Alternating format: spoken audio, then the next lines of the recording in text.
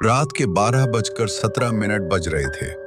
दिल्ली से लगभग 200 किलोमीटर दूर एक छोटा सा रेलवे स्टेशन था, कालीघाट जंक्शन। दिन में यहाँ कुछ ही ट्रेनें रुकती थी, लेकिन रात होते ही पूरा स्टेशन सुनसान हो जाता था। लोग कहते थे कि हर अमावस्या की रात ठीक 12:17 बजे एक ऐसी ट्रेन आती है जिसका नंबर किसी भी रेलवे रिकॉर्ड में नहीं है। उस ट्रेन का नाम था लास्ट ट्रेन। जो भी उसमें चढ़ता वो कभी वापस नहीं लौटता। आरव एक 28 साल का यूट्यूबर भूत, प्रेत और रहस्यमयी जगहों पर वीडियो बनाता था। लोग उसे नकली वीडियो बनाने वाला कहते। ब्लॉग्स पर उसने फैसला किया कि इस बार वो असली सच्चाई दुनिया के सामने लाएगा। उसने कैमरा, टॉर्च और माइक्रोफोन उठाया और अपने दोस्त कबीर के साथ कालीघाट जंक्शन पहुंच गया। स्टेशन पर सिर्फ एक बूढ़ा चौकीदार बैठा था। उसने आरव को देखते ही कहा, बेटा, अगर जिंदगी प्यारी है तो 12:17 से पहले यहां से चले जाओ। आरव मुस्कुराया, बाबा, भूत वूत कुछ नहीं होता। बूढ़े की आंखों में डर साफ दिखाई दे रहा था। मैंने अपनी आंखों से उस ट्रेन को देखा है और अपने बेटे को उसमें जाते भी देखा है। वो आज तक वापस नहीं आया। आरव ने कैमरे की तरफ देखा। दोस्तों, आपने सुना? अब देखते हैं कि सच्चाई क्या है। घड़ी में 12:15 हुए। अचानक स्टेशन की सारी लाइटें झिलमिलाने लगी। हवा एकदम ठंडी हो गई। स्टेशन पर बैठे सारे आवारा कुत्ते एक साथ रोने लगे। फिर दूर अंधेरे में एक तेज सीटी सुनाई दी, लेकिन रेलवे ऐप पर कोई ट्रेन नहीं दिखाई दे रही थी। पटरियां अपने आप कांपने लगीं। 2 मिनट बाद घने काले धुएं के बीच एक पुरानी भाप वाली ट्रेन धीरे धीरे प्लेटफॉर्म पर आकर रुकी। उसके इंजन पर सिर्फ एक शब्द लिखा था, लास्ट ट्रेन। उस ट्रेन की सभी खिड़कियां बंद थीं। अंदर बैठे लोगों के चेहरे दिखाई नहीं दे रहे थे। ट्रेन का दरवाजा अपने आप खुल गया। अंदर से एक काले कोट वाला टिकट चेकर बाहर आया।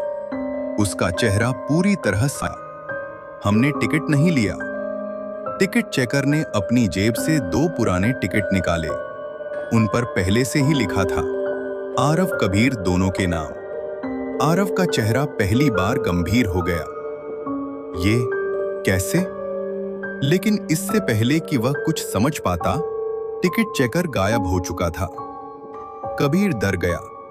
आरव, चल यहां से। लेकिन आरव ने कैमरा ऑन रखा।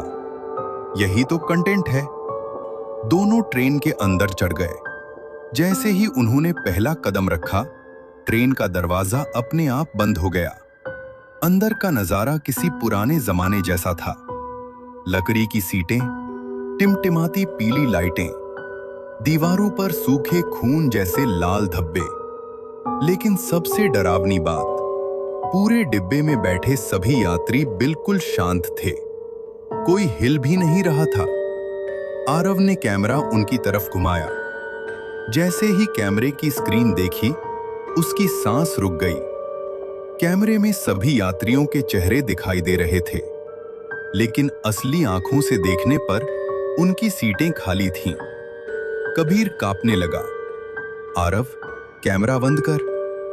उसी समय पूरे डिब्बे में एक साथ सभी यात्रियों की गर्दनें कैमरे की तरफ घूम गईं।